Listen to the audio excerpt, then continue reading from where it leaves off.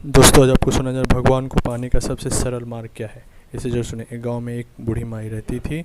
माई को आगे पीछे कोई नहीं था, इसलिए बूढ़ी माई बेचारों अकेली रहती थी। एक दिन उस गांव में एक साधु आया। बूढ़ी माई ने साधु की बहुत ही प्रेम पूर्वक आदर सत्कार किया। जब साधु जाने लगा तो बूढ़ी माई ने कहा, महात्मा जी, आप तो ईश्वर के परम भक्त हैं। कृपया करके मुझे ऐसा आशीर्वाद दीजिए जिससे मेरा अकेलेपन दूर हो जाए।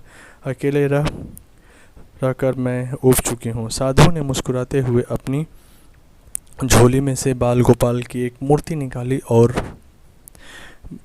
बुढ़िया को दे देते हुए कहा, माई, ये लो, आपका बालक है। इसका अपने बच्चे की तरह प्रेम पूर्वक लालन पालन करती रहना। बुढ़िया माई बड़े ही लाड प्यार से ठाकुर जी का लालन पालन करने लगी। एक दिन गांव के कुछ शरारती बच्चे ने देखा कि माई मूर्ति को अपने बच्चे की तरह लाड कर रही है। नटखट बच्चों को माई से हंसी मजाक करने की सूझी।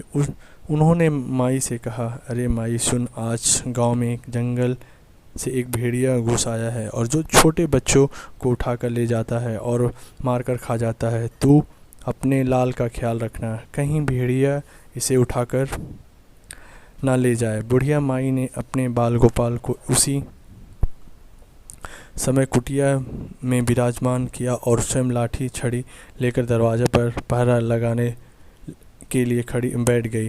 अपने लाल को भेड़िया से बचाने के लिए बूढ़ी माई भूखी प्यासी दरवाजे पर पहरा देती रही। पहरा देते देते एक दिन बीता, फिर दूसरे दिन, तीसरे, चौथे और पांचवा दिन बीत गया। बुढ़िया माई 5 दिन और 5 रात लगातार बगैर पलके झपकाए भेड़िया से अपने बाल गोपाल की रक्षा के लिए पहरा देती रही। उस भेड़िया बोली माई, यह भाव देखकर ठाकुर जी का हृदय प्रेम से भर गया। अब ठाकुर जी को माई के प्रेम का प्रत्यक्ष रूप से आस्वादन करने की इच्छा हुई। भगवान बहुत ही सुंदर रूप धारण कर वस्त्र भूषण से सुसज्जित होकर माई के पास आए। ठाकुर जी के पांव की आहट पाकर माई डर गई कि कहीं दुष्ट भेड़िया तो नहीं आ गया मेरे लाल को उठाने। माई ने लाठी उठाई और भेड़िया को भगाने के लिए उठ खड़ी हुई।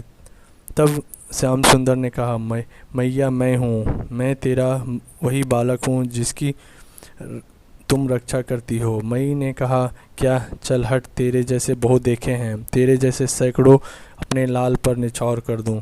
अब ऐसा मत कहियो, चल भाग जा यहाँ से। ठाकुर जी मैया की इस भाव और एक निष्ठता को देखकर बहुत ज़्यादा प्रसन्न हो गए। ठाकुर जी मैया से बोले, अरे मेरी भोली मैया, मैं त्रिलोकीनाथ भगवान हूँ, मुझसे चाहे जो वर मांग ले, मैं तेरी भक्ति से प्रसन्न हूँ। बुढ़िया माई ने कहा, अच्छा, आप भगवान हो, मैं आपको 100 बार प्रणाम करती हूँ। कृपया कर मुझे यह वरदान दीजिए कि मेरा प्राण प्यारे लाल को भेड़िया ना ले जाए।